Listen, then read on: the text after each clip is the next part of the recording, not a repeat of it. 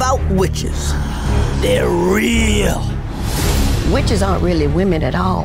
They're demons in human shape. In every big city, in every small town, they live amongst us. And here's the most important thing.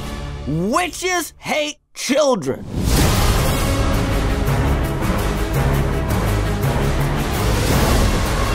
Ladies, I have a plan. Vandro will transform a child into a mouse. And we will exterminate those brats. Rats. We would exterminate the rats. Why are we mouses? Mice. Whatever.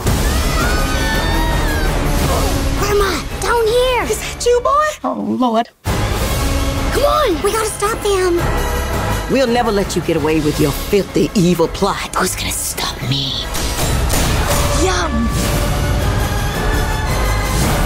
Doesn't matter who you are or what you look like, so long as somebody loves you. You wouldn't happen to be carrying around a mouse on your person, now would you? A mouse? Mm-hmm. Why on earth would I be carrying around a mouse?